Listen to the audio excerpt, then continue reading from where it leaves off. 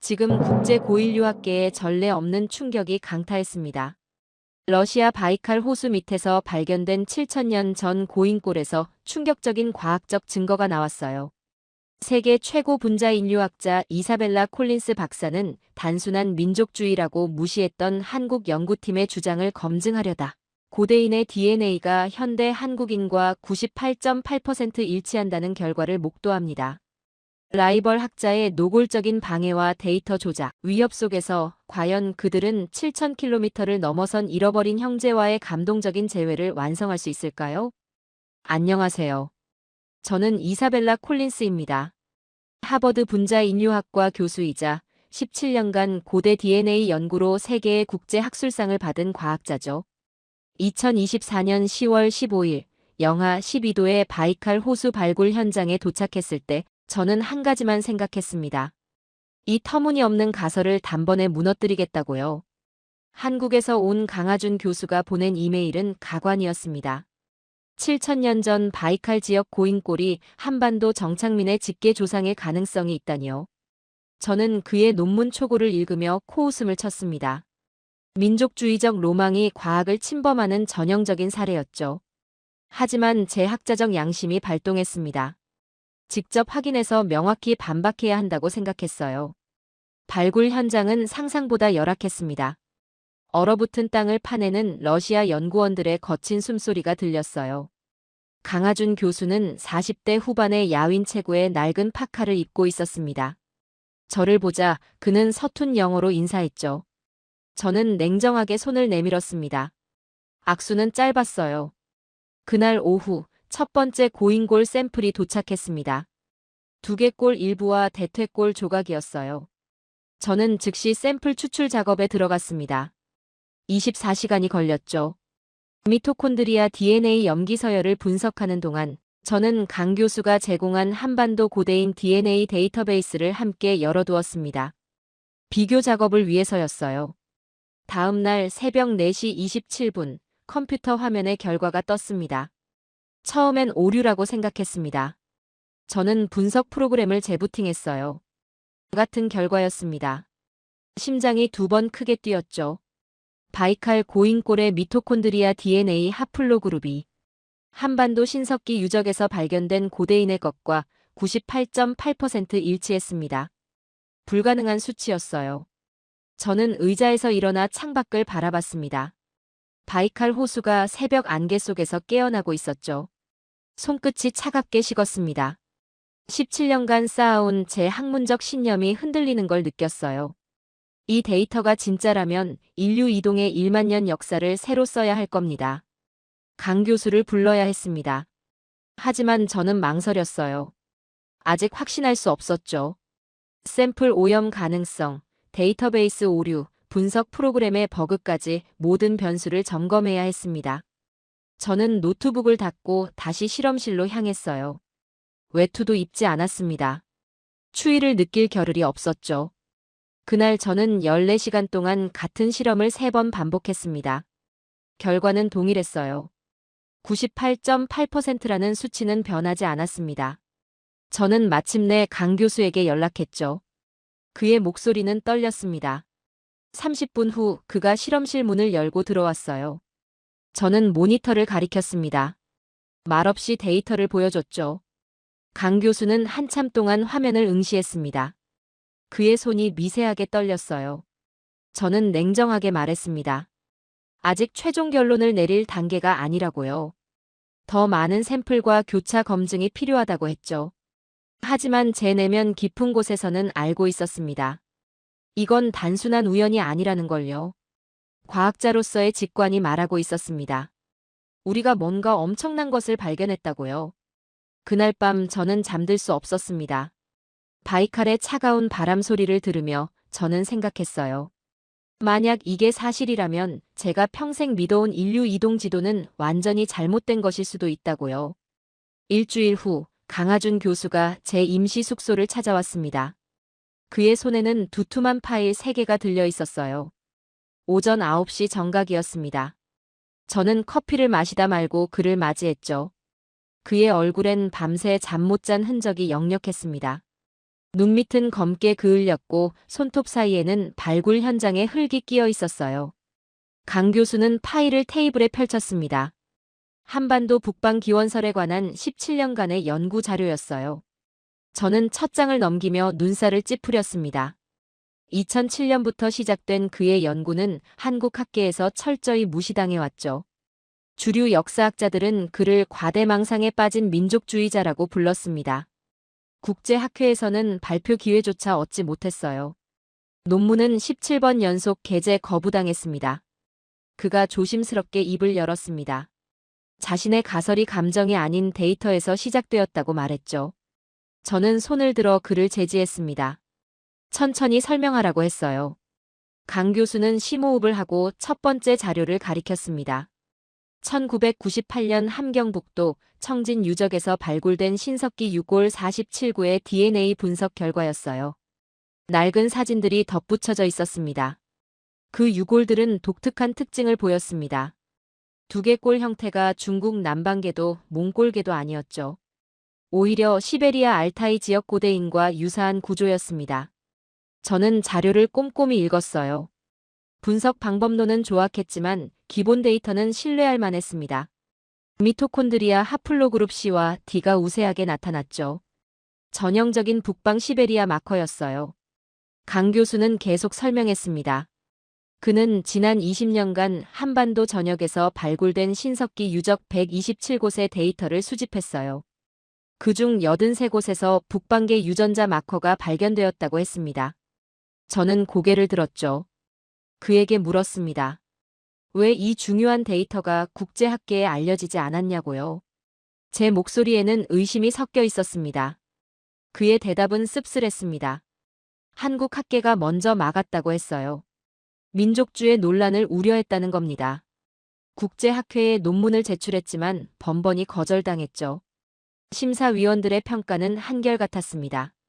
증거 불충분, 방법론 부실, 그리고 정치적 편향이라는 거였어요. 강 교수의 목소리가 잠시 떨렸습니다. 저는 두 번째 파일을 펼쳤습니다. 그곳엔 선행 연구 17개에 대한 비교 분석이 담겨 있었어요. 저는 천천히 읽어 내려갔습니다. 10분이 지났죠. 15분이 지났습니다. 제 손가락이 특정 페이지에서 멈췄어요. 치명적인 오류를 발견한 겁니다. 2011년 독일 막스 플랑크 연구소의 논문이었습니다.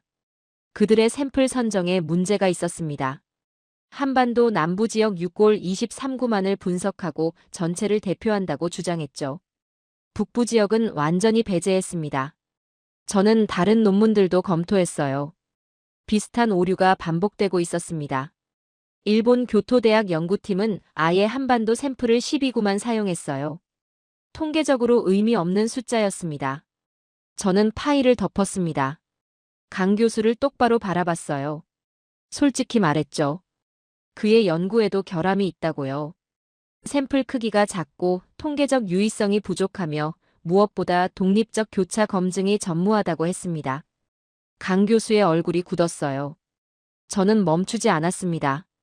과학에는 감정이 없다고 말했죠. 미안하지만 당신의 가설은 민족주의적 로망일 뿐이라고 했습니다. 침묵이 흘렀습니다. 강 교수는 고개를 숙였어요. 그의 어깨가 작게 떨렸습니다. 저는 잠시 죄책감을 느꼈죠. 하지만 과학자로서 해야 할 말이었습니다. 진실은 가혹해야 한다고 배웠어요. 그때 강 교수가 천천히 고개를 들었습니다. 그의 눈에는 눈물이 아니라 결연함이 있었어요. 하지만 저는 한 가지를 인정했습니다.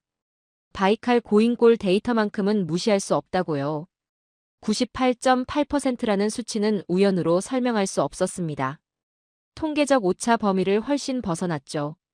저는 강 교수에게 제안했습니다. 제가 직접 검증하겠다고요. 단 3가지 조건이 있다고 했습니다. 첫째, 모든 원본 데이터를 공개할 것. 둘째, 제3의 독립기관에서 샘플을 재분석할 것. 셋째, 결과가 부정적이어도 받아들일 것. 저는 펜으로 종이에 조건들을 적어 내려갔어요. 강 교수는 잠시 침묵했습니다. 손가락으로 테이블을 두드렸죠. 30초가 지났습니다. 그러더니 고개를 끄덕였어요. 저는 즉시 노트북을 열었습니다. 작업 계획을 짜기 시작했죠. 추가 샘플 39, 독립검증기관 3곳, 예상기간 6개월. 강 교수는 제 옆에 조용히 앉아 화면을 바라봤습니다. 그의 표정에서 희망과 두려움이 교차했어요. 저 역시 마찬가지였습니다. 그날 오후 저는 하버드 연구실에 이메일을 보냈습니다. 추가 예산과 인력 지원을 요청했어요. 동료 교수 3명에게도 협조를 구했습니다. 48시간 내에 답장이 왔죠. 모두 긍정적이었습니다. 저는 강 교수에게 연락했어요. 본격적인 검증 작업을 시작하겠다고 말했죠. 하지만 제 마음 한편은 불안했습니다. 만약 강 교수의 가설이 맞다면 제가 지난 17년간 주장해온 이론이 무너질 수도 있었죠. 저는 창밖을 바라봤습니다. 바이칼의 겨울 하늘은 낮은데도 어두웠어요. 눈발이 흩날리기 시작했습니다. 저는 생각했어요. 과학자로서 진실을 두려워해선 안 된다고요. 설령 그 진실이 제 학문적 자존심을 짓밟는다 해도 말입니다. 그로부터 3개월이 흘렀습니다. 저는 바이칼 현장에서 추가 고인골 샘플 28구를 확보했어요. 독일 막스 플랑크 연구소와 영국 옥스퍼드 유전학 센터에 검증을 의뢰했습니다. 두 기관 모두 독립적으로 분석했죠. 결과는 동일했습니다. 98.8%. 저는 더 이상 의심할 수 없었어요. 강하준 교수와 저는 이 결과를 학계에 공개하기로 했습니다. 2024년 11월 3일 모스크바 국제 고인유학회 컨퍼런스였어요. 500명의 학자들이 모인 대형 강당이었습니다. 저는 오후 2시 세션에서 중간 결과를 발표할 예정이었죠. 아침부터 긴장했습니다. 강 교수는 제 옆자리에 앉아 발표 자료를 마지막으로 점검했어요. 오전 세션이 끝나고 복도로 나왔습니다. 그때 빅토르 드미트리예프 박사와 마주쳤어요. 그는 저보다 5살 많은 러시아 고대 유전학계의 거물이었습니다. 15년간 바이칼 지역 연구를 독점해온 인물이죠. 저와는 10년 전 옥스퍼드에서 함께 연구한 동료였어요. 하지만 지금 그의 눈빛은 차갑게 식어 있었습니다. 드미트리예프가 비웃듯 말했습니다. 이사벨라, 오늘 발표한다면서요? 그의 목소리엔 조롱이 섞여 있었어요. 저는 침착하게 대답했습니다. 과학적 검증 결과를 공개할 뿐이라고요. 드미트리예프는 코웃음을 쳤습니다. 강 교수를 흘끔 보더니 고개를 저었죠. 당신도 이제 끝이라고 말했습니다. 무슨 뜻이냐고 물었습니다. 드미트리예프는 대답하지 않았어요. 그냥 비웃으며 지나갔습니다. 그의 뒷모습을 보며 저는 불안감을 느꼈어요. 뭔가 준비한 게 있다는 직감이 들었습니다. 강 교수도 똑같이 느낀 듯 했죠. 우리는 서로를 바라봤습니다. 오후 2시 15분, 제 발표 차례가 왔습니다.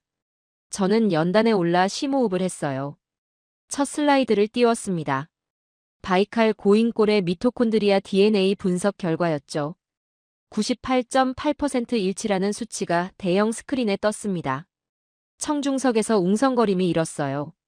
저는 20분간 데이터와 방법론을 설명했습니다. 독립검증 결과도 공개했습니다. 독일과 영국 두 기관의 분석 결과를 화면에 띄웠어요. 수치는 98.6%와 98.9%였습니다. 오차 범위 내에서 거의 일치했죠. 통계적 유의성은 P값 0.001 미만이었습니다. 강 교수가 보충 설명을 덧붙였어요. 청중들은 진지하게 경청했습니다. 발표가 끝나고 질의응답 시간이었습니다.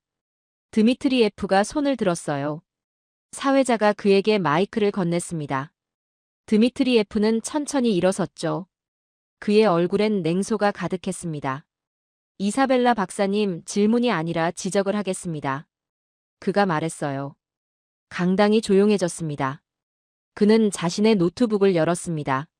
사회자에게 프로젝터 연결을 요청했어요. 사회자가 당황했지만 허락했습니다. 드미트리예프가 준비한 자료가 대형 스크린에 떴죠. 제 심장이 빠르게 뛰기 시작했습니다. 그의 화면엔 바이칼 발굴 현장 사진들이 있었어요. 당신의 연구는 치명적 결함이 있습니다. 드미트리예프의 목소리가 강당에 울렸어요. 그는 발굴 현장 사진을 확대했습니다. 샘플 보관 상황을 찍은 것이었죠. 영하 12도 야외에서 8시간 노출되어 있다고 지적했습니다. 현대인 DNA 오염 가능성이 72%라고 주장했어요. 청중석에서 수군거림이 일었습니다.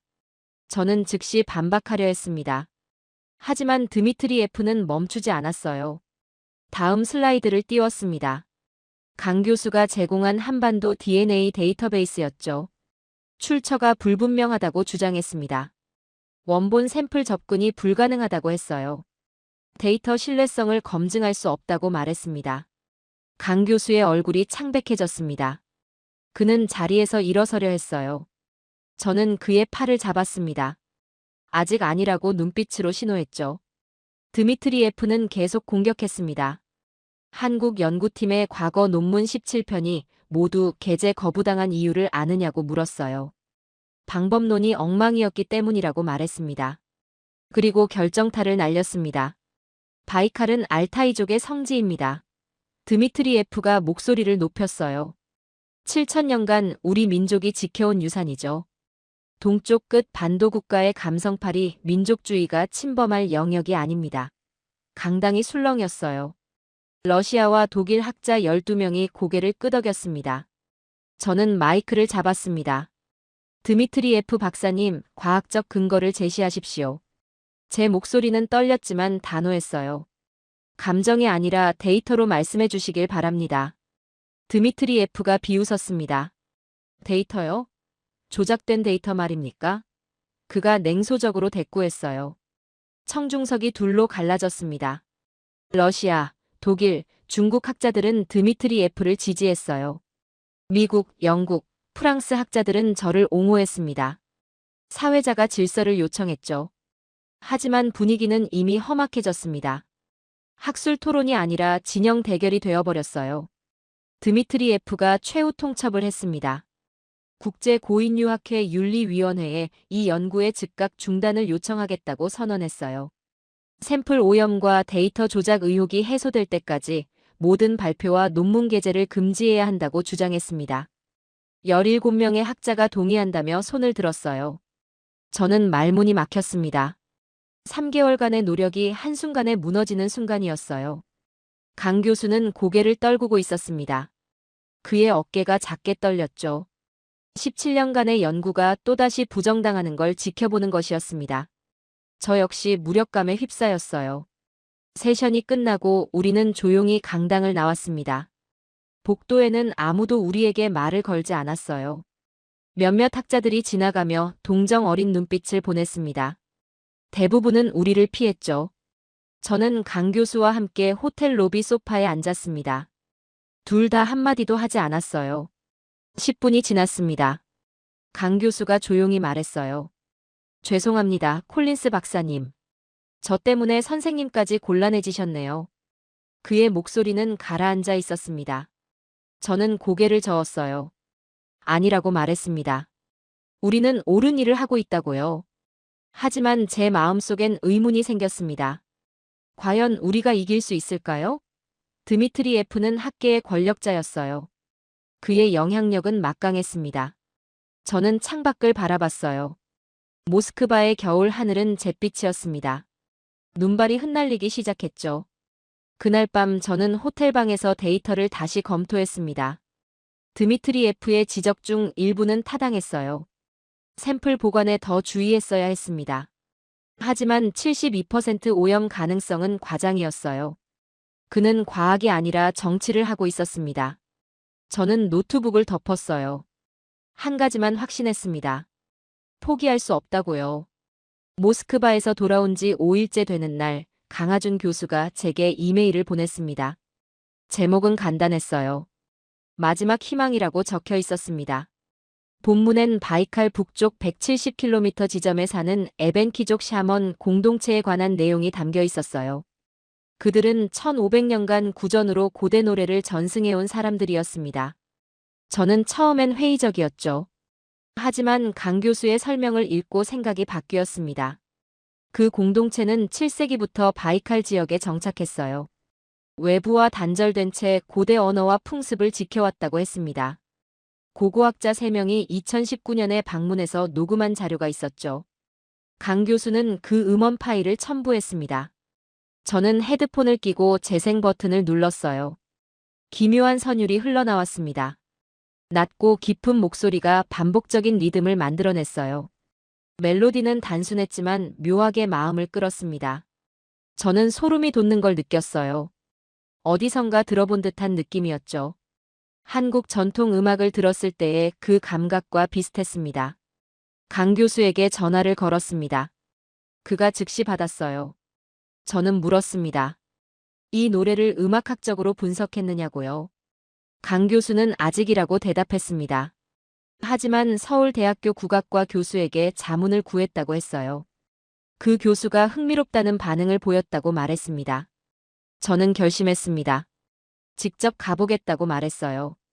강 교수는 놀란 듯 했습니다. 위험할 수 있다고 경고했죠. 그 지역은 영하 25도까지 내려가고 도로 사정도 열악하다고 했습니다. 저는 개의치 않았어요. 과학적 증거를 찾기 위해선 어디든 가야 한다고 생각했습니다. 이틀 후, 우리는 낡은 지프를 타고 출발했습니다. 현지 가이드 한 명이 동행했어요. 이고르라는 50대 러시아인이었습니다. 그는 에벤키족과 30년간 교류해온 인류학자였죠. 도로는 비포장이었습니다. 차는 심하게 흔들렸어요. 3시간 동안 한마디도 나누지 않았습니다. 오후 4시쯤 작은 마을에 도착했습니다. 나무로 지은 집 7채가 전부였어요. 연기가 굴뚝에서 피어올랐습니다. 개 2마리가 짖으며 다가왔죠. 이고르가 차에서 내려 에벤키어로 인사했습니다. 한 노인이 집에서 나왔어요. 그가 샤먼 공동체의 장로였습니다. 장로의 이름은 바실리였습니다. 70대로 보이는 그는 주름진 얼굴에 깊은 눈을 가지고 있었어요. 저와 강 교수를 번갈아 바라봤습니다. 이고르가 우리의 방문 목적을 설명했죠.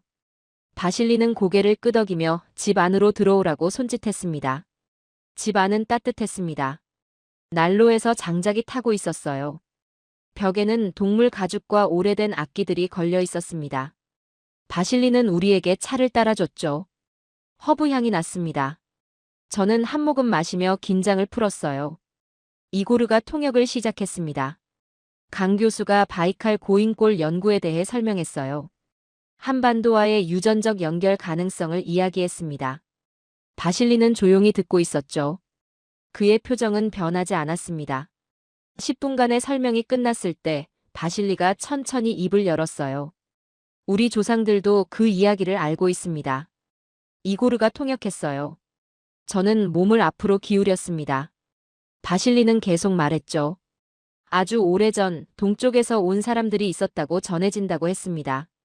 그들은 별을 따라 이곳까지 왔다고요. 그리고 노래를 남기고 떠났다고 했습니다. 저는 심장이 두근거렸습니다. 그 노래를 들을 수 있냐고 물었어요. 바실리는 잠시 생각하더니 고개를 끄덕였습니다. 하지만 한 가지 조건이 있다고 말했죠. 이 노래는 신성한 것이라고 했습니다. 함부로 다뤄선 안 된다고 경고했어요. 우리는 약속했습니다. 바실리는 천천히 일어났어요. 벽에 걸린 작은 북을 집어들었습니다. 난로 앞에 앉아 눈을 감았죠. 심호흡을 3번 했습니다. 그리고 북을 치기 시작했어요. 둔탁하고 규칙적인 소리가 울렸습니다. 노래가 시작되었습니다. 바실리의 목소리는 낮고 떨렸어요.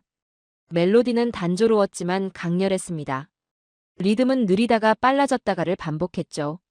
저는 녹음기를 꺼내려다 멈췄습니다. 이 순간을 방해하고 싶지 않았어요. 그냥 듣기로 했습니다. 5분간 노래가 이어졌습니다. 바실리는 점점 감정을 실어 불렀어요. 눈물이 그의 뺨을 타고 흘렀습니다. 강 교수도 눈시울이 붉어졌죠. 저 역시 알 수 없는 감정에 휩싸였습니다. 이건 단순한 노래가 아니었어요.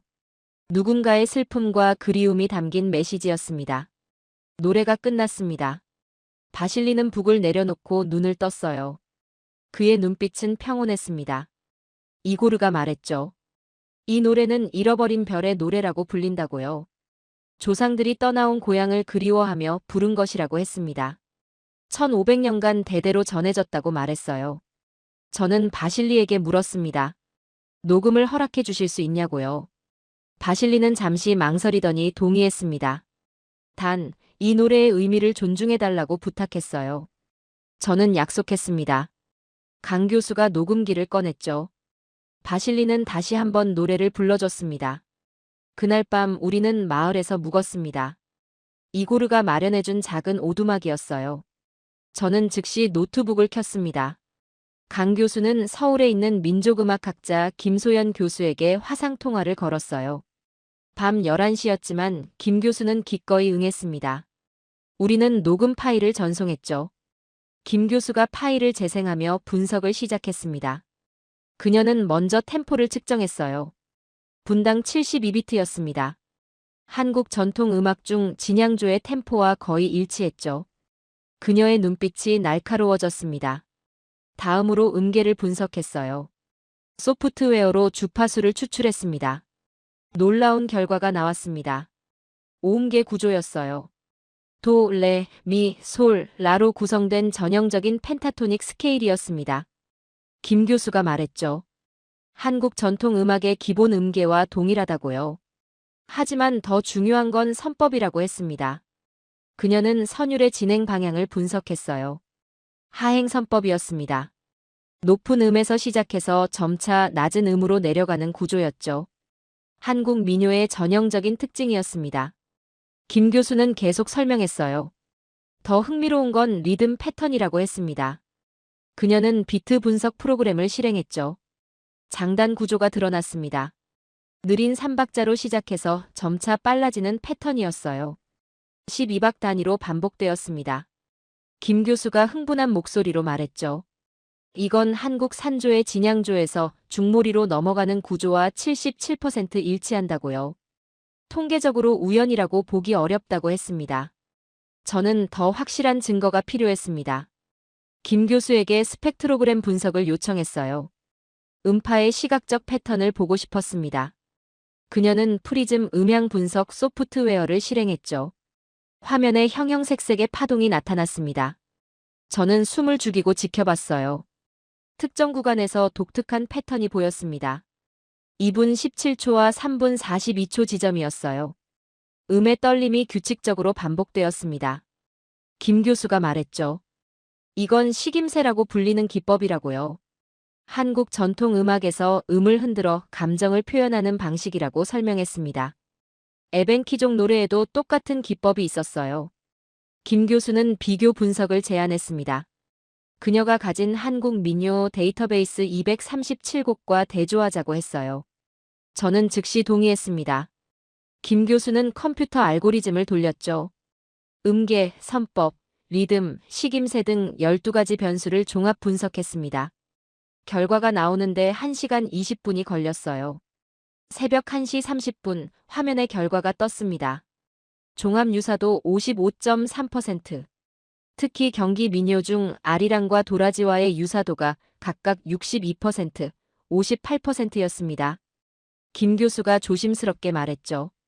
이 정도 유사도는 우연의 일치로 설명할 수 없다고요. 같은 음악적 뿌리를 공유한다는 강력한 증거라고 했습니다. 강 교수가 떨리는 목소리로 물었습니다. 학술적으로 인정받을 수 있냐고요. 김 교수는 단호하게 대답했어요. 충분하다고요. 다만 추가 샘플이 필요하다고 했습니다. 에벤키족의 다른 노래들도 분석해야 한다고 조언했죠. 저는 고개를 끄덕였습니다. 다음 날 아침 바실리를 다시 찾아갔습니다. 분석 결과를 보여줬어요. 이고르가 통역했습니다. 바실리는 놀라지 않았어요. 오히려 미소를 지었습니다. 그리고 조용히 말했죠. 과학은 데이터를 보지만 역사는 시간을 품고 흐릅니다. 닥터 콜린스. 그 말이 제 가슴에 박혔습니다. 저는 17년간 오직 데이터만 믿어왔어요. 하지만 이 순간 데이터 너머에 있는 진실을 느꼈습니다. 7,000km를 넘어선 연결고리가 실제한다는 걸요. 저는 바실리에게 깊이 고개를 숙였습니다. 감사하다고 말했어요. 마을을 떠나며 저는 생각했습니다. 이제 드미트리예프에게 반박할 무기가 생겼다고요. 유전자뿐 아니라 문화적 증거까지 확보했습니다. 저는 강 교수를 바라봤어요. 그의 얼굴엔 희망이 돌아와 있었습니다. 우리는 아직 포기하지 않았어요. 바이칼로 돌아온 다음 날, 저는 강하준 교수와 함께 발굴 현장 창고로 향했습니다. 새벽 5시였어요. 아직 어두웠습니다. 드미트리예프의 연구팀이 오기 전에 움직여야 했죠. 창고 문을 여는 제 손이 떨렸습니다. 우리는 조용히 안으로 들어갔어요. 보관함 17개가 줄지어 서 있었습니다. 각 보관함엔 고인골 샘플이 담겨 있었어요. 저는 손전등을 켰습니다. 강 교수가 리스트를 확인했죠. 우리가 찾는 건 샘플 번호 B847이었습니다. 가장 보존 상태가 좋은 2개 꼴이었어요. 세 번째 보관함에서 찾았습니다. 샘플을 꺼내는 순간 심장이 뛰었습니다. 7,000년 전 인간의 2개 꼴이었어요. 턱뼈와 치아가 거의 완벽하게 남아 있었습니다. 저는 장갑을 끼고 조심스럽게 들어올렸죠. 무게는 약 1.2kg이었습니다. 강 교수가 이동용 케이스를 열었어요. 우리는 샘플을 안전하게 담았습니다. 임시 연구실로 돌아왔습니다. 이고르가 마련해준 작은 컨테이너였어요. 바이칼 호수에서 3km 떨어진 곳이었습니다. 아무도 모르는 장소였죠.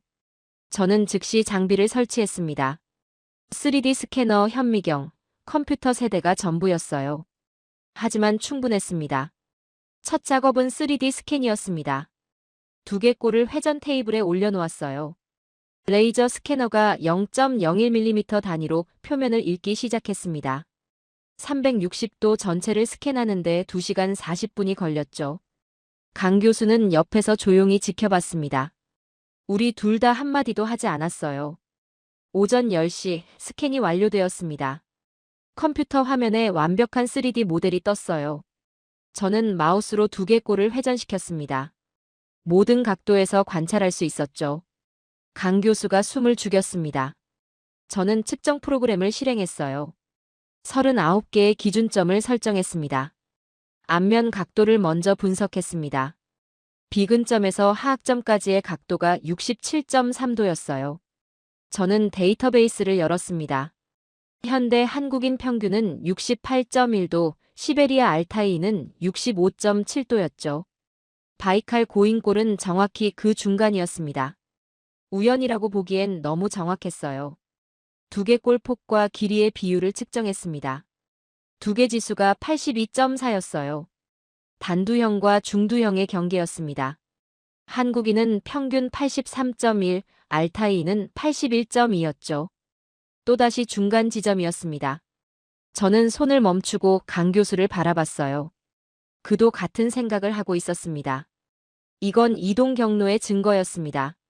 바이칼 지역이 북방과 한반도를 잇는 중간 거점이었다는 뜻이었어요.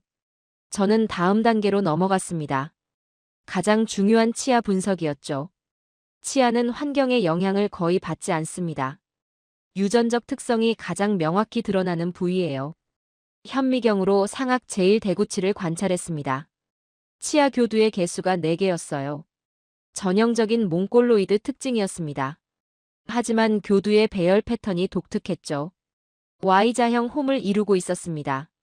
저는 데이터베이스를 검색했어요. 이 패턴은 한국인과 만주족에게서 높은 빈도로 나타났습니다. 산모양 앞니도 확인했습니다. 설측면이 오목하게 파여 있었어요. 산모양 절치라고 불리는 특징이었습니다. 이건 역시 동북아시아 집단의 고유한 형질이었죠. 저는 5개의 앞니를 모두 측정했습니다.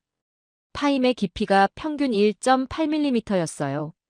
한국인 평균 1.9mm와 거의 동일했습니다. 치아 마모도를 분석했습니다. 제1대구치의 마모 단계가 3단계였어요. 이 사람은 사망 당시 30대 중반이었을 것으로 추정되었습니다. 식단은 주로 육류와 곡물이었죠.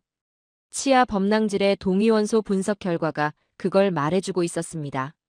강 교수가 흥미로운 점을 발견했어요. 송곳니에 특이한 마모 페탈이 있었습니다. 앞쪽 면이 뒤쪽보다 더 닳아 있었어요. 이건 특정 도구를 입으로 물고 작업했다는 증거였습니다. 아마 가죽이나 실을 다루는 작업을 했을 거예요. 강 교수가 말했죠. 한반도 신석기 유적에서 발견된 골격에서도 같은 패턴이 보인다고요. 저는 종합 분석을 시작했습니다. 39개 측정점의 데이터를 통합했어요.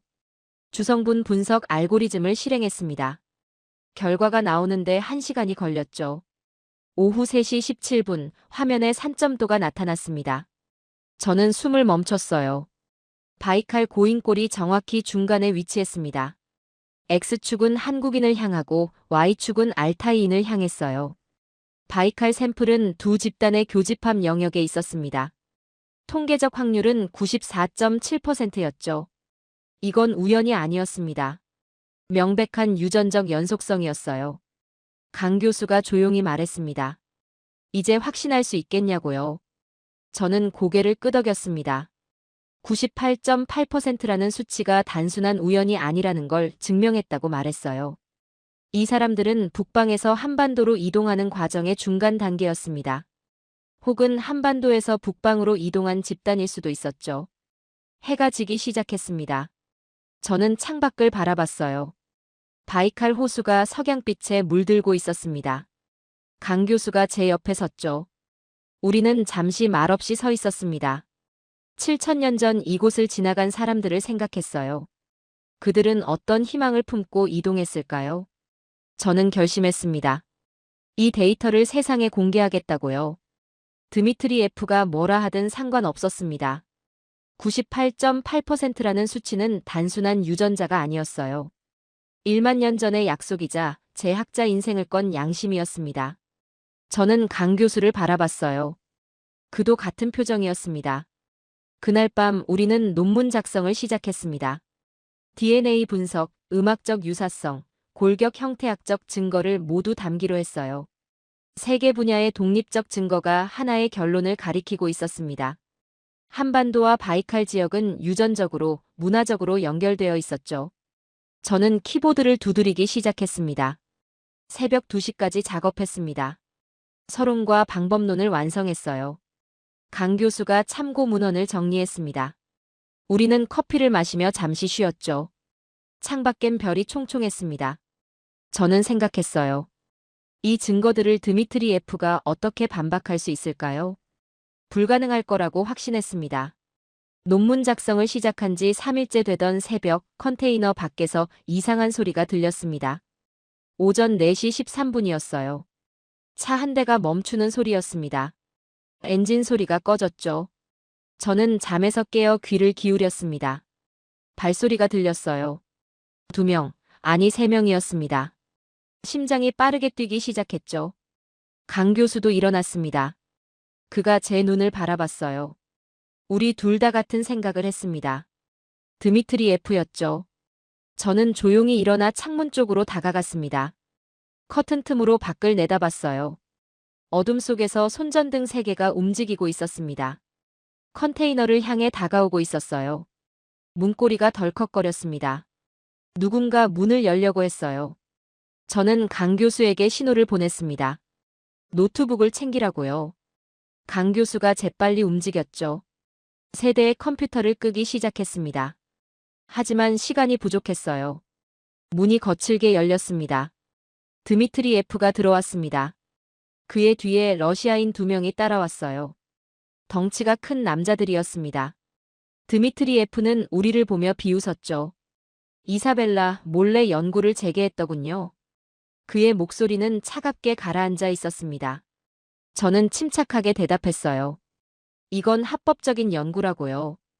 드미트리 F가 고개를 저었습니다. 합법적이라고요? 바이칼 유전학 연구는 제가 총괄합니다. 그가 말했어요. 당신은 허가 없이 샘플을 가져갔죠. 그건 절도입니다. 저는 반박하려 했습니다. 하지만 그는 손을 들어 제지했어요. 뒤에 있던 남자 2명이 앞으로 나왔습니다. 한 명이 컴퓨터 쪽으로 다가갔습니다. 저는 그의 앞을 막아섰어요. 손대지 마세요. 제 목소리가 떨렸습니다. 남자는 저를 밀쳤죠. 저는 뒤로 비틀거렸습니다. 강 교수가 달려와 제 팔을 잡았어요. 남자는 컴퓨터 앞에 앉아 마우스를 움직이기 시작했습니다. 드미트리 F가 지시했습니다. 모든 데이터를 지워버리라고요. 백업 파일까지 전부 삭제하라고 했습니다. 남자는 키보드를 두드렸어요. 저는 달려가려 했습니다. 하지만 다른 남자가 제 어깨를 붙잡았죠. 저는 몸부림쳤습니다. 놓으세요. 소리쳤어요. 강 교수가 앞으로 나섰습니다. 드미트리예프 박사님, 이건 범죄입니다. 그가 외쳤어요. 드미트리예프는 웃었습니다. 범죄? 당신들이 먼저 저지른 거죠. 그가 말했어요. 제 연구 영역을 침범한 건 당신들입니다. 강 교수가 주먹을 쥐었어요. 저는 그를 말렸습니다. 컴퓨터 화면에 삭제 프로그램이 떴습니다. 남자가 실행 버튼에 손을 올렸어요. 저는 심장이 멎는 줄 알았습니다. 3일간의 작업이 사라지는 순간이었죠. 98.8%의 증거, 3D 스캔 데이터, 음악 분석 결과, 모든 게 지워질 참이었습니다. 저는 소리쳤어요. 안 돼. 그때 강 교수가 움직였습니다. 그가 몸을 날려 컴퓨터 앞에 남자를 밀쳤어요. 남자가 비틀거렸습니다. 강 교수는 키보드를 잡아챘죠. 남자가 그의 팔을 붙잡았습니다. 둘이 몸싸움을 시작했어요. 의자가 넘어졌습니다. 컴퓨터 모니터가 흔들렸죠. 저를 붙잡고 있던 남자가 강 교수 쪽으로 갔습니다. 저는 자유로워졌어요. 즉시 두 번째 컴퓨터로 달려갔습니다. 클라우드 동기화 상태를 확인했죠. 화면에 녹색 체크 표시가 있었습니다. 동기화 완료. 저는 안도의 한숨을 쉬었어요. 모든 데이터가 이미 클라우드에 백업되어 있었습니다. 드미트리예프가 제 뒤로 다가왔습니다. 뭘 하는 거죠? 그가 물었어요. 저는 천천히 돌아섰습니다. 그를 똑바로 바라봤죠. 이미 늦었습니다. 제가 말했어요. 모든 데이터는 클라우드에 백업되어 있습니다. 당신이 여기서 뭘 지워도 소용없어요. 드미트리예프의 얼굴이 굳었습니다. 거짓말. 그가 소리쳤어요. 저는 컴퓨터 화면을 가리켰습니다. 동기화 기록을 보여줬죠. 3일 전부터 매 12시간마다 자동 백업이 되고 있었습니다. 드미트리예프는 화면을 응시했어요. 그의 손이 떨렸습니다. 강 교수와 남자들의 몸싸움이 계속되었습니다. 책상이 넘어졌어요. 서류들이 바닥에 흩어졌습니다. 강 교수가 바닥에 쓰러졌죠. 남자가 그의 위에 올라탔습니다. 저는 달려가 남자를 밀쳤어요. 제 힘으론 부족했습니다. 하지만 남자가 비틀거렸어요. 드미트리예프가 손을 들었습니다. 그만. 그가 소리쳤어요. 남자들이 멈췄습니다. 강 교수는 힘겹게 일어났죠. 그의 입술에서 피가 흘렀습니다. 저는 그에게 다가가 팔을 잡았어요. 괜찮으냐고 물었습니다. 강 교수는 고개를 끄덕였어요. 드미트리예프가 저를 노려봤습니다. 당신은 과학자로서의 마지막 존엄을 짓밟았습니다. 그가 말했어요. 이 데이터를 공개하면 국제학계에서 매장당할 겁니다. 저는 냉정하게 대답했죠. 드미트리예프, 당신이야말로 과학자의 양심을 버렸습니다. 진실보다 권력을 택했어요. 그는 비웃었습니다. 진실? 당신의 민족주의적 망상을 진실이라고 부르는 거요? 드미트리예프가 말했어요. 학회에서 만나죠. 그곳에서 당신의 연구를 완전히 무너뜨리겠습니다. 그는 몸을 돌렸어요. 두 남자에게 신호를 보냈습니다. 그들은 컨테이너를 나갔죠. 문이 닫혔습니다. 저와 강 교수는 한동안 서 있었어요. 방 안은 난장판이었습니다. 넘어진 의자, 흩어진 서류, 깨진 유리컵. 하지만 컴퓨터는 무사했습니다. 데이터도 안전했죠. 저는 무릎이 풀렸습니다. 의자에 주저앉았어요. 강 교수가 제 옆에 앉았습니다. 죄송합니다. 그가 말했어요. 제가 도발했어야 했는데요. 저는 고개를 저었습니다. 아니라고 말했죠. 당신이 막지 않았다면 정말로 모든 게 끝났을 겁니다. 강 교수의 입술을 닦아줬어요. 피가 멈추지 않았습니다. 해가 떠오르기 시작했습니다. 창밖으로 바이칼 호수가 보였어요. 물결이 아침 햇살에 반짝였습니다. 저는 생각했어요. 이제 돌아갈 수 없다고요. 드미트리예프와의 전쟁이 시작된 겁니다. 하지만 저는 두렵지 않았어요. 진실이 제 편이었으니까요. 저는 노트북을 열었습니다. 클라우드에 접속했어요. 모든 파일이 그대로 있었습니다. 98.8% 데이터, 3D 스캔, 음악 분석 결과. 하나도 빠짐없이 안전했죠. 저는 강 교수를 바라봤습니다. 이제 논문을 완성해야 한다고 말했어요. 그리고 세상에 공개해야 한다고요. 강 교수가 고개를 끄덕였습니다. 우리는 다시 작업을 시작했어요. 넘어진 책상을 일으켰습니다. 흩어진 서류를 주웠죠. 깨진 유리컵을 치웠습니다. 1시간 후 방은 다시 정리되었어요. 컴퓨터 세대가 다시 켜졌습니다. 저는 키보드 앞에 앉았죠. 논문 제목을 입력했습니다. 바이칼 한반도 유전적 연속성에 대한 다학제적 증거 DNA, 골격 형태학, 그리고 음악적 유산. 저는 심호흡을 했어요. 이 논문이 제 학자 인생의 전환점이 될 거라는 걸 알았습니다. 성공하든 실패하든 되돌아갈 수 없었죠. 저는 타이핑을 시작했습니다. 논문을 완성하는 데 2주가 걸렸습니다. 72페이지 분량이었어요. 3개 분야의 증거를 하나로 엮었습니다. DNA 분석 23페이지, 골격 형태학 19페이지, 음악적 유산 17페이지, 그리고 종합 고찰 13페이지였죠. 저는 마지막 문장을 쓰고 키보드에서 손을 떼었습니다. 강 교수가 최종 검토를 마쳤어요. 네이처지에 제출했습니다. 12월 초였어요. 제출 버튼을 누르는 제 손가락이 떨렸습니다. 화면에 접수 확인 메시지가 떴죠. 저는 의자에 깊이 기대었습니다. 이제 심사를 기다려야 했어요. 보통 3개월에서 6개월이 걸립니다. 저는 긴 기다림을 각오했죠. 하지만 2주 만에 연락이 왔습니다. 편집장 직통 이메일이었어요. 예외적으로 빠른 심사를 진행하겠다는 내용이었습니다. 3명의 심사위원이 이미 배정되었다고 했죠. 제 심장이 빠르게 뛰었습니다. 이건 좋은 신호였어요. 네이처가 이 연구의 중요성을 인정한 겁니다. 크리스마스 전날 심사 결과가 도착했습니다. 조건부 게재 승인이었어요. 3명의 심사위원 모두 연구의 독창성을 인정했습니다. 하지만 추가 데이터가 필요하다고 지적했죠. 특히 제3의 독립기관에서 DNA 재분석을 해야 한다고 했습니다. 저는 즉시 옥스퍼드 대학교 유전학센터에 연락했어요. 1월 중순 옥스퍼드에서 결과가 왔습니다. 98.6% 일치. 저희 분석과 거의 동일했어요. 저는 이 결과를 네이처에 보냈습니다. 일주일 후 최종 승인이 떨어졌죠. 2월 15일자로 게재 예정이라는 통보였습니다. 저는 강 교수에게 전화를 걸었어요. 그는 울음을 터뜨렸습니다. 하지만 게재 2주 전 문제가 생겼습니다. 드미트리예프가 네이처 편집부에 공식 이의 신청을 했어요.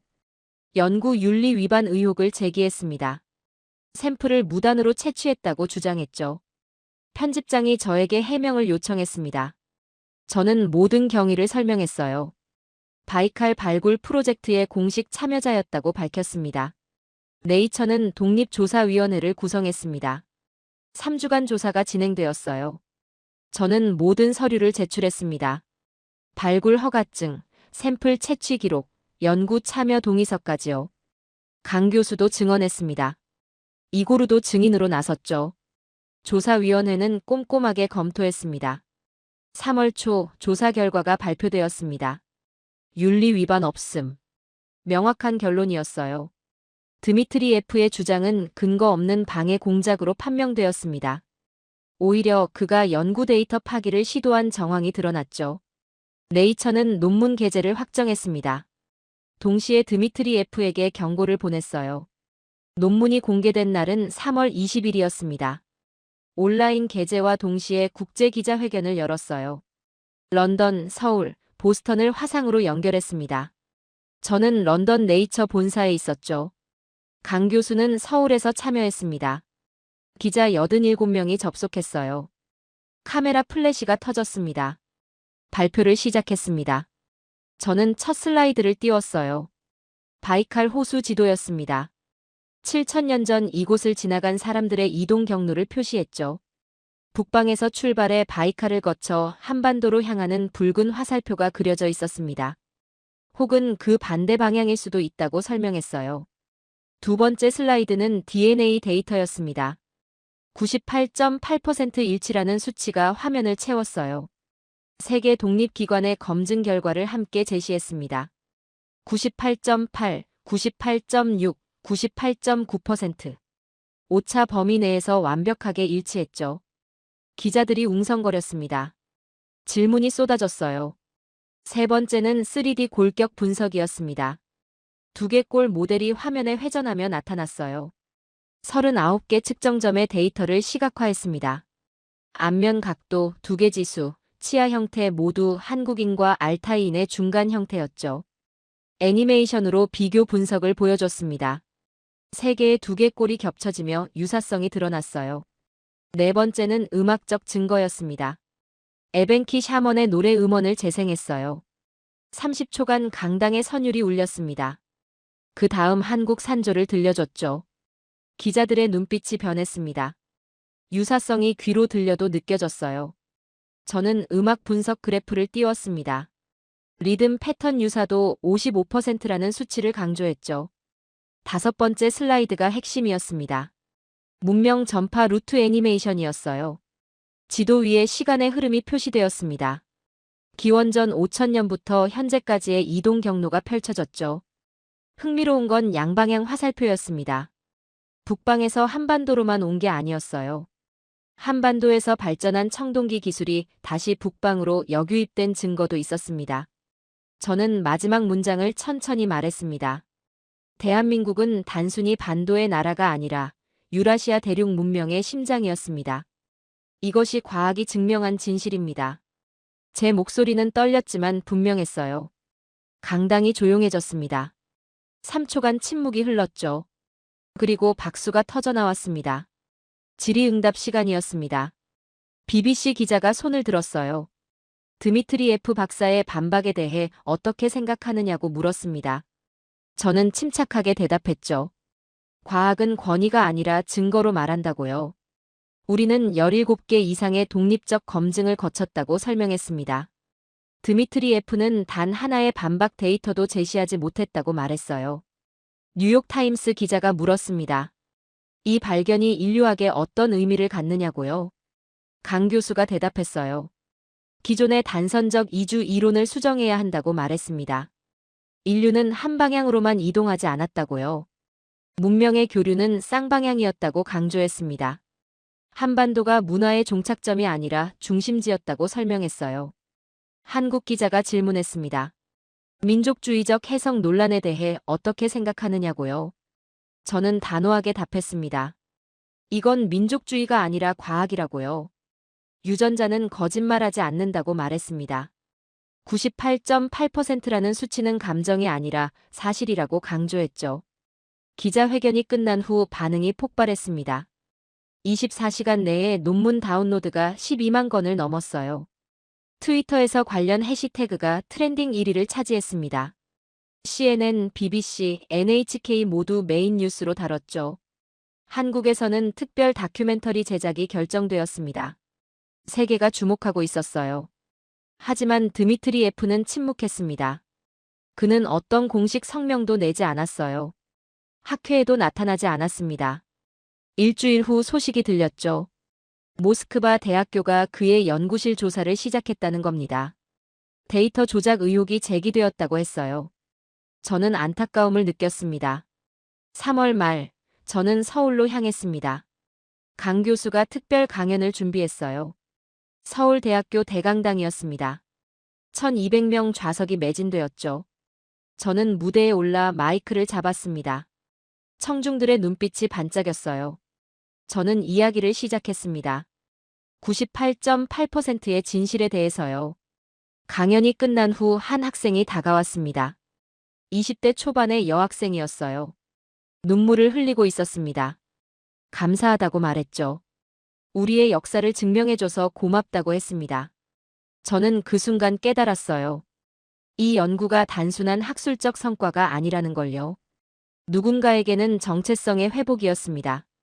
밤에 강 교수와 함께 바이칼 사진을 봤습니다. 발굴 현장에서 찍은 것들이었어요. 얼어붙은 땅, 고인골 샘플, 그리고 우리의 모습. 6개월 전 일이 아득하게 느껴졌습니다. 강 교수가 조용히 말했어요. 우리가 해냈다고요. 저는 고개를 끄덕였습니다. 네, 해냈다고 말했죠. 하지만 이건 끝이 아니었습니다.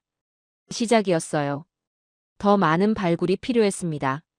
더 많은 증거를 찾아야 했죠. 바이칼과 한반도 사이의 수많은 유적들이 아직 발굴되지 않았습니다. 저는 다짐했어요. 이 연구를 계속 이어가겠다고요. 7,000km의 여정은 이제 막 시작된 겁니다. 논문 발표 3개월 후, 저는 다시 에벤키 마을로 향했습니다. 이번엔 혼자가 아니었어요. 강하준 교수, 김소연 교수, 그리고 한국 전통음악가 5명이 함께했습니다. 가야금 연주자, 대금 주자, 장구 연주자가 포함되어 있었죠. 우리는 7,000km를 넘어 잃어버린 형제를 만나러 가는 길이었습니다. 영하 18도의 추위 속에서도 제 가슴은 뜨거웠어요. 바실리가 마을 입구에서 우리를 기다리고 있었습니다. 그의 얼굴엔 깊은 미소가 번져 있었어요. 옆에는 마을 사람 30여 명이 모여 있었습니다. 아이들부터 노인까지 모두 나와 있었죠. 바실리가 천천히 다가왔습니다. 저를 꼭 껴안았어요. 말없는 포옹이었습니다. 저는 눈시울이 뜨거워졌어요. 마을 광장에 모닥불이 피워졌습니다. 해가 지기 시작했어요. 주황빛 하늘이 바이칼 너머로 펼쳐졌습니다. 사람들이 모닥불 주위에 둘러앉았죠. 한국 음악가들이 악기를 꺼냈습니다. 에벤키 사람들도 북과 현악기를 준비했어요. 두 문화가 만나는 순간이었습니다. 바실리가 먼저 노래를 시작했습니다. 잃어버린 별의 노래였어요. 그의 목소리가 어둠 속으로 퍼져나갔습니다. 낮고 깊은 울림이었죠. 에벤키 사람들이 하나둘 화음을 맞췄습니다. 3분이 지났을 때 한국 대금 주자가 조용히 합류했어요. 대금 소리가 샤먼의 노래와 어우러졌습니다. 놀라운 조화였습니다. 1500년의 시간을 뛰어넘은 만남이었어요. 대금의 청아한 소리와 샤먼의 거친 목소리가 하나가 되었습니다. 가야금 연주자가 현을 튕기기 시작했죠. 은은한 선율이 더해졌습니다. 장구 소리가 리듬을 만들었어요. 에벤키의 북이 응답했습니다. 사람들이 일어나 춤을 추기 시작했습니다. 에벤키 아이들이 먼저 움직였어요. 몸을 흔들며 불 주위를 돌았습니다. 한국 음악가들도 자리에서 일어났죠. 강 교수가 제 손을 잡았습니다. 우리도 함께 춤을 췄어요.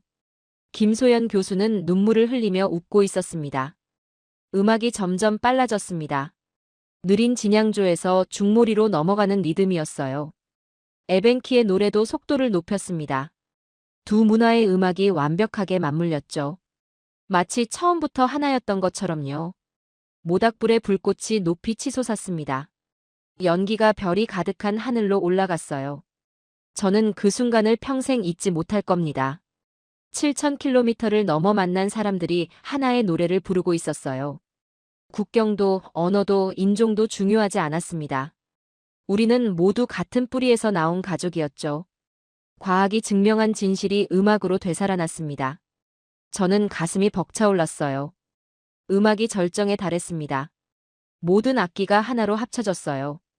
샤먼의 목소리, 대금의 선율, 가야금의 화음, 장구와 북의 리듬. 60명의 사람들이 함께 노래했습니다. 한국어도 아니고 에벤키어도 아닌 마음의 언어였죠. 저는 더 이상 참을 수 없었습니다. 눈물이 뺨을 타고 흘러내렸어요. 노래가 끝났습니다. 고요함이 찾아왔어요. 사람들은 숨을 고르며 서로를 바라봤습니다. 그리고 포옹하기 시작했죠. 한국 사람과 에벤키 사람이 껴안았습니다. 말은 통하지 않았지만 마음은 통했어요. 아이들이 웃으며 뛰어다녔습니다. 노인들은 서로의 손을 잡았죠. 바실리가 제게 다가왔습니다. 그는 제 손을 꼭 잡았어요. 이고르가 통역했습니다. 당신이 우리의 형제들을 찾아줘서 고맙다고요. 1500년 동안 기다려온 재회라고 했습니다. 저는 고개를 저었어요. 제가 찾은 게 아니라고 말했습니다. 과학이 보여준 거라고요. 진실은 원래 거기 있었다고 했습니다. 강 교수가 앞으로 나섰습니다. 그는 모든 사람을 바라보며 말했어요. 우리는 오늘 7,000km를 넘어 잃어버린 가족을 찾았습니다. 이고르가 통역했죠. 우리의 여정은 이제부터가 시작입니다. 강 교수의 목소리가 떨렸습니다. 사람들이 박수를 쳤어요. 환호가 터져나왔습니다. 저는 하늘을 올려다봤습니다. 별들이 쏟아질 듯 빛나고 있었어요. 7,000년 전 이곳을 지나간 사람들도 같은 별을 봤을 겁니다. 그들은 알고 있었을까요? 자신들의 후손이 다시 만나게 될 거라는 걸요. 저는 미소를 지었습니다. 과학자로서 증명했지만 인간으로서 깨달았어요. 진실은 데이터 너머에 있다는 걸요. 다음 날 아침 작별을 고했습니다. 마을 사람들이 모두 나와 배웅했어요. 바실리는 제게 작은 주머니를 건넸습니다. 안에는 북에 쓰는 가죽 조각이 들어있었죠. 1500년 된 것이라고 했습니다. 저는 소중히 받았어요. 한국 음악가들은 가야금줄 하나씩을 선물로 남겼습니다. 서로의 일부를 교환한 겁니다. 지프에 올라타며 뒤를 돌아봤습니다. 마을 사람들이 손을 흔들고 있었어요. 아이들은 뛰어다니며 소리쳤습니다. 저는 창문을 열고 손을 흔들었죠. 차가 출발했습니다. 마을이 점점 작아졌어요. 하지만 제 마음속에는 영원히 남을 겁니다. 그 음악, 그 포옹, 그 눈물이요. 서울로 돌아가는 비행기 안에서 생각했습니다. 저는 과학자로서 출발했어요. 데이터를 검증하려 했습니다. 하지만 여정을 통해 더 큰 걸 배웠죠. 과학은 진실을 밝히지만 진정한 의미는 사람들의 마음에서 완성된다는 걸요. 98.8%는 숫자가 아니라 1만 년의 약속이었습니다. 국경을 넘어선 형제애였어요. 창밖으로 구름이 펼쳐져 있었습니다. 저 아래 어딘가에 바이칼이 있을 거예요. 7,000년 전 사람들이 걸어간 길이 있을 겁니다. 앞으로 더 많은 발굴이 필요했죠. 더 많은 증거를 찾아야 했습니다. 하지만 저는 확신했어요. 진실은 반드시 드러난다고요. 시간이 걸리더라도 말이에요. 강 교수가 옆자리에서 잠들어 있었습니다. 그의 얼굴은 평온했어요. 17년간의 외로운 싸움이 끝났습니다. 이제 그는 혼자가 아니었죠. 전 세계 학자들이 그의 연구를 인정했습니다. 저도 그 여정의 일부가 되어 영광이었어요. 과학자로서 그리고 인간으로서 성장했습니다. 비행기가 서울에 착륙했습니다. 공항 도착 로비에 사람들이 모여 있었어요. 기자들, 학생들, 그리고 일반 시민들이었습니다. 환영 피켓을 들고 있었죠. 저는 놀랐습니다. 강 교수는 눈물을 흘렸어요. 우리는 천천히 걸어 나갔습니다. 박수가 터져 나왔죠. 한 노인이 다가왔습니다. 80대로 보이는 할머니였어요. 제 손을 잡았습니다. 감사하다고 말했죠. 우리가 누구인지 알게 해줘서 고맙다고 했습니다. 저는 할머니의 손을 꼭 잡았어요. 아니라고 말했습니다. 저야말로 배웠다고요. 진실의 힘을 말이에요. 그날 밤 호텔방에서 일기를 썼습니다. 오늘 우리는 7,000km를 넘어 형제를 만났다고 적었어요. 과학이 증명했지만 음악이 완성했다고 썼습니다. 이건 끝이 아니라 시작이라고 기록했죠. 더 많은 사람들이 이 진실을 알아야 한다고 다짐했습니다. 저는 펜을 내려놓고 창밖을 바라봤어요. 서울의 야경이 반짝이고 있었습니다. 이 땅이 단순한 반도가 아니라는 걸 이제 알았어요. 유라시아의 심장이었습니다. 문명의 종착점이 아니라 출발점이었죠. 저는 미소를 지었습니다. 이 이야기를 더 많은 사람에게 전하고 싶었어요. 진실은 공유될 때 더 빛난다는 걸 믿었으니까요. 7,000년 전 바이칼 호수에서 발견된 고인골 하나가 이사벨라 콜린스 박사의 과학적 집념과 강하준 교수의 17년 외로운 연구를 거쳐 오늘 대한민국을 유라시아 문명의 심장으로 증명했습니다. 98.8%라는 수치와 샤먼의 노래가 함께 울려 퍼지며 7,000km를 넘어 잃어버린 형제와의 재회를 완성했어요. 이 이야기가 가슴에 와닿으셨다면 좋아요 버튼으로 응원해주시고 구독도 꼭 부탁드려요. 그리고 댓글에 형제 두 글자만 남겨주세요.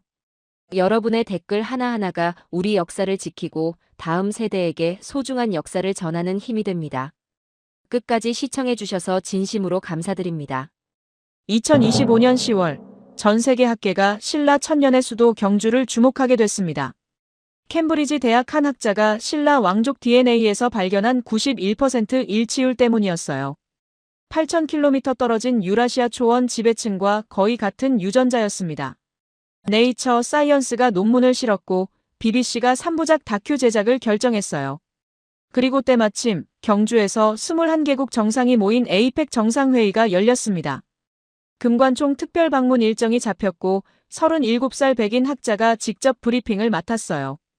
대체 어떤 증거가 세계 정상들을 감탄하게 만들었고 신라의 어떤 비밀이 2000년 만에 세계를 놀라게 했을까요? 안녕하세요. 저는 닥터 엘리아스 손입니다.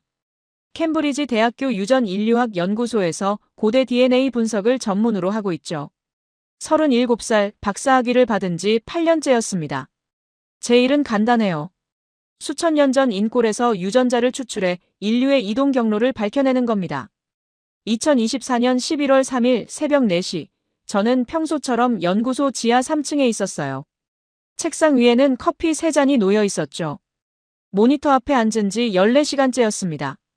한국 경주에서 온 신라 귀족 인골 샘플을 분석하고 있었어요.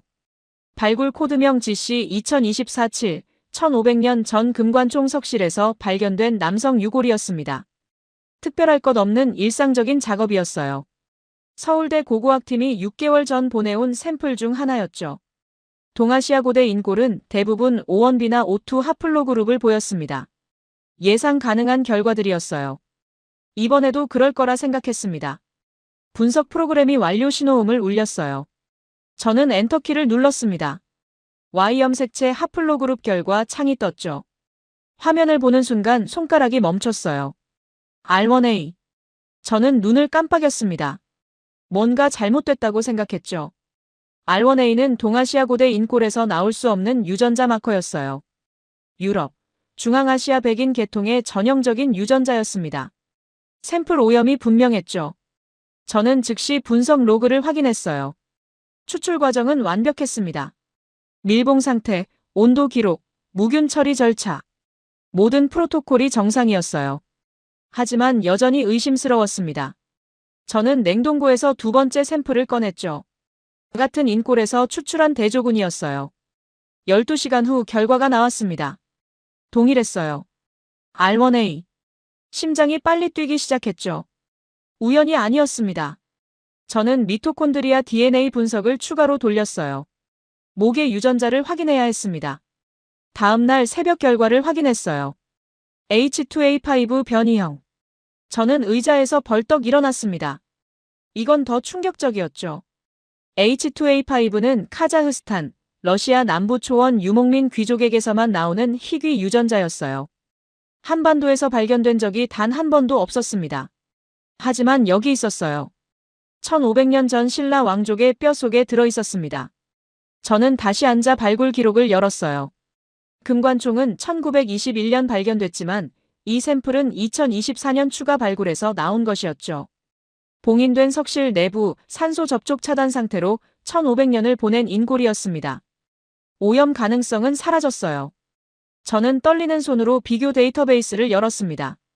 카자흐스탄 알타이 지역 스키타이 지배층 인골 147구의 유전자 정보가 저장돼 있었죠. 매칭 프로그램을 실행했어요. 진행률이 올라갔습니다. 34%, 58%, 79%. 저는 숨을 참았죠. 100% 완료. 결과 창이 떴습니다. 88% 일치율. 저는 화면을 뚫어지게 봤어요. 이 숫자가 뭘 의미하는지 알고 있었습니다. 형제 수준의 수치였죠. 같은 조상에서 갈라진 지 300년에서 500년 이내를 의미했어요. 8,000km 떨어진 두 지역의 귀족이 직계혈족이라는 뜻이었습니다. 신라 왕족은 유라시아 초원에서 온 사람들이었어요. 창밖을 봤습니다. 캠브리지의 고딕 건물들이 새벽 안개 속에 잠겨 있었죠. 저 건물들이 800년간 쌓아온 동아시아 역사 해석이 지금 무너지고 있었습니다. 신라는 고립된 반도 국가가 아니었어요. 유라시아 대륙을 횡단한 초원 문명의 도착지였던 겁니다. 하지만 의문이 폭발했죠. 왜 그들은 8,000km를 이동했을까요? 어떤 경로로, 무슨 이유로 초원 지배층이 한반도 끝까지 왔던 걸까요? 그리고 가장 중요한 질문. 이 유전자가 정말 초원에서 직접 온 것인지 현장에서 확인해야 했습니다. 저는 노트북을 켰어요. 러시아 남부 오렌부르크주 카이로스 유적지. 3000년 전 스키타이 문명의 중심지로 추정되는 곳이었죠. 소련 시절 발굴됐다가 50년간 봉인됐던 유적이었습니다. 최근 러시아 과학 아카데미가 제한적 국제 공동 연구를 허가했다는 소식을 들었어요. 이메일을 작성하기 시작했습니다. 수신인은 모스크바 고고학연구소 소장. 신라-스키타이 유전학적 연결 검증을 위한 카이로스 유적 공동연구 제안. 88% 일치율 그래프를 첨부했죠. DNA 염기 서열 비교 데이터도 함께 보냈습니다. 전송 버튼을 눌렀어요. 72시간 후 답장이 왔습니다. 하지만 승인이 아니었어요. 드미트리 볼코프 교수의 서명이 보였죠. 유라시아 초원 문명 연구의 최고 권위자였습니다. 유라시아 초원 문명은 독자적 발전 과정을 거쳤다. 동아시아와의 유전학적 연결은 과학적 근거 없는 추측이다. 카이로스 유적 샘플 접근 불가. 저는 화면을 노려봤습니다. 이건 학문적 검토가 아니었어요. 정치적 차단이었습니다. 볼코프 교수는 초원 문명의 순수성을 평생 주장해온 민족주의 학자였죠. 제 DNA 분석 결과가 그의 이론 체계를 위협한다고 판단한 겁니다. 하지만 저는 포기할 수 없었어요. 88%는 거짓말을 하지 않았습니다. 형제는 8,000km 떨어져 있었고 저는 그 거리를 메울 증거를 찾아야 했죠. 모스크바 공항 입국 심사대를 통과하는데 2시간이 걸렸습니다. 러시아 국경경비대는 제 여권을 3번 확인했어요. 카이로스 유적 허가서를 요구했지만 저는 지역당국 승인서만 보여줄 수 있었죠. 경비대원의 눈빛이 의심스러웠습니다. 10분간 대기실에서 기다렸어요. 통과 도장이 찍혔습니다. 한유진 박사가 도착 게이트에서 기다리고 있었어요. 32살, 신라 고분 전문가였습니다. 한유진 박사는 3년 전 신라 스키타이 연관설로 한국학계에서 매장당한 인물이었죠. 제 DNA 결과를 보고 즉시 러시아행을 결정한 사람이었어요. 72시간밖에 없습니다. 제가 말했어요. 한유진 박사가 고개를 끄덕였습니다. 배낭에서 발굴 자료 3건을 꺼내 보여줬죠. 신라 금관총과 카이로스 5호분의 비교 도면이었어요. 적성목곽분 구조가 미터 단위까지 일치했습니다. 국내선으로 갈아타야 했어요. 오렌부르크까지 6시간 비행이었습니다. 창밖으로 모스크바가 멀어졌죠. 저는 노트북을 열어 88% 일치율 데이터를 다시 확인했어요. 한유진 박사는 황금 마구 사진들을 분류하고 있었습니다. 말이 없었어요. 오렌부르크 공항에 도착하자 극한의 추위가 몰려왔습니다. 영하 28도. 공항 밖으로 나서는 순간 폐가 얼어붙는 느낌이었어요. 바람이 날카로웠습니다. 피부를 찌르는 통증이었죠. 검은색 지프차가 대기하고 있었어요. 문화재보호위원회 직원 이고르였습니다. 50대 남성, 말이 없었어요. 차에 타자 즉시 출발했습니다. 도시를 벗어나자 포장도로가 끝났죠. 비포장길, 차체가 격렬하게 흔들렸어요. 창밖은 지옥이었습니다. 끝없는 초원, 눈으로 뒤덮인 평원. 나무 한 그루 보이지 않았어요. 지평선만 존재했습니다. 차량 온도계가 계속 떨어졌죠. 영하 32도, 영하 35도. 한유진 박사가 떨고 있었어요. 이런 곳에서 3000년을 버텼다는 게 믿기지 않네요. 한유진 박사의 목소리가 작았습니다. 저도 동의했어요. 이 극한 환경에서 문명을 건설한 사람들, 그들의 후손이 8000km를 이동해 신라를 세웠다는 사실이 더 놀라웠습니다. 3시간 후 철조망이 나타났어요. 녹슨 게이트, 러시아어 경고문이 붙어 있었습니다. 이고르가 차를 세우고 무전기를 꺼냈죠. 누군가와 짧게 통화했어요. 게이트가 천천히 열렸습니다. 300m 전방에 건물들이 보였어요. 낡은 컨테이너 구조물이었습니다. 발굴 현장 임시 연구소였죠. 차가 가까워지자 한 남자가 건물 앞에서 나왔어요. 검은 털모자, 두꺼운 코트를 입고 있었습니다. 한유진 박사가 긴장한 목소리로 말했어요. 볼코프 교수입니다. 심장이 빨리 뛰기 시작했습니다. 차가 멈췄어요. 저는 문을 열고 내렸습니다. 볼코프 교수가 천천히 다가왔죠. 60대 후반, 얼굴은 화강암처럼 굳어 있었어요. 악수는 하지 않았습니다. 닥터손. 목소리가 얼음장처럼 차갑게 울렸어요. 러시아 억양이 강한 영어였습니다. 지역 당국을 우회해 여기 온 모양이군요. 영리한 방법이요. 칭찬이 아니었어요. 위협이었습니다. 학문적 검증이 필요합니다, 교수님. 제가 말했죠. 볼코프 교수의 눈이 좁아졌어요. 검증? 당신은 초원의 역사를 한반도의 부속품으로 만들려는 거요. 88%? 그건 데이터 조작이요. 조작이 아닙니다. 재검증을 3번 했어요. 제 목소리가 떨렸습니다. 볼코프 교수가 한 걸음 더 다가왔어요. 압박감이 느껴졌습니다. 3일. 당신에게 주어진 시간은 72시간이요. 샘플 채취는 절대 불가. 사진 촬영도 제한적이요. 유적 훼손 시 즉시 추방이요. 볼코프 교수가 손가락으로 뒤쪽을 가리켰습니다. 500m 전방에 거대한 봉분들이 보였어요. 눈에 덮여 있었지만 윤곽이 뚜렷했습니다. 5개의 고분, 높이 약 8m였죠. 저기가 카이로스요. 당신이 찾는 답은 없을 거요. 볼코프 교수가 돌아섰습니다. 컨테이너로 들어가며 문을 쾅 닫았어요. 쇠붙이 부딪히는 소리가 초원에 울렸습니다. 한유진 박사가 제 팔을 잡았어요. 완전히 적대적이에요. 방해할 겁니다. 저도 알고 있었어요. 볼코프 교수는 단순한 학자가 아니었습니다. 유라시아 역사학계의 거물이었고 이곳의 실질적 지배자였죠. 72시간은 그가 허락한 최소한의 시간이었어요. 저는 봉분을 바라봤습니다. 3000년 전 초원 지배층이 묻힌 곳이었어요. 신라 왕족과 88% 일치하는 유전자를 가진 사람들이 잠든 무덤이었습니다. 증거는 저 안에 있었죠. 하지만 접근은 통제되고 있었어요. 바람이 더 거세게 불었습니다. 영하 35도의 공기가 뼈를 파고들었죠. 저는 배낭을 단단히 메고 걸음을 옮겼어요. 한유진 박사가 뒤따랐습니다. 72시간 안에 진실을 찾아야 했습니다. 볼코프 교수의 감시 아래에서